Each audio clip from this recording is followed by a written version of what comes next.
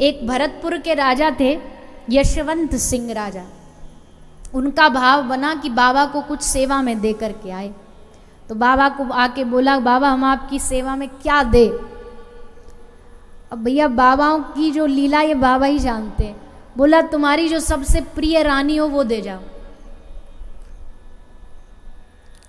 राजा परम वैष्णव था, वो जानता था कि बाबा के बात में कोई तो।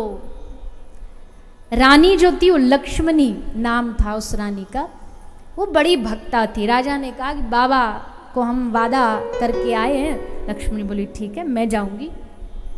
आ गई, खड़े हो गए, और जैसे बाबा के सामने आके खड़ी हुई, सिद्ध बाबा ने वो रानी को देखा, आंखें अटक गई वहीं।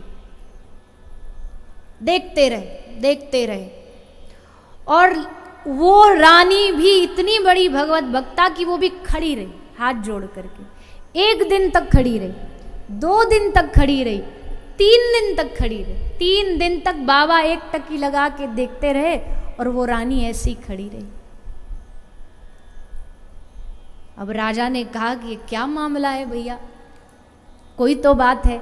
बाबा को पकड़ा और बाबा को पकड़ करके हिलाया। बाबा एकदम उदासीन हो चुके थे, और जैसे हिलाया बाबा को तो एकदम भाव से बाहर आए और आंख से झरझर अश्रु बहे। बोले बाबा क्या हुआ, ऐसे 3 दिन से लगातार आप एकदम मूर्ति बने बैठे हो, क्या हो गया ऐसा। बोले जैसे रानी आई और इस रानी के नूपुरों की आवाज़ मेरे कान में गई, वो नूपुरों की ध्वनि आती कान में, ऐसे लगा मेरी श्रीजी आ गई, मेरी किशोरी जी आ गई।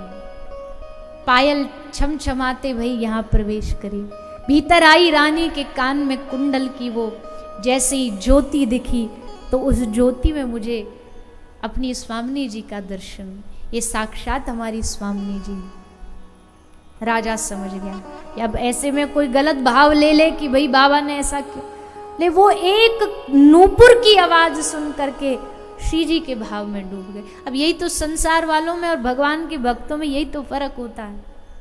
वो यहाँ गिरिराज जी से निकलेगा ना, कोई संसारी निकलेगा और कहीं से उसको बांसुरी की आवाज आ रही तो ये सोचेगा अरे कोई बैठा होगा ऐसे बजा रहा होगा, और कोई भक्त निकलेगा तो उसको चाहे बजा कोई भी रहा हो, पर वो क्या सोचेगा मेरे कान में श्याम सुंदर की बांसुरी की आवाज है। ये भाव होता है उसका। तो ऐसे श्री कृष्णदास सिद्ध बाबा जी इसी मानसी गंगा में रह के उन्होंने भजन किया। तो ऐसे अनेक आश्रित इस ब्रज भूमि में भक्त हैं, और ये सब यहाँ पड़े क्यों है?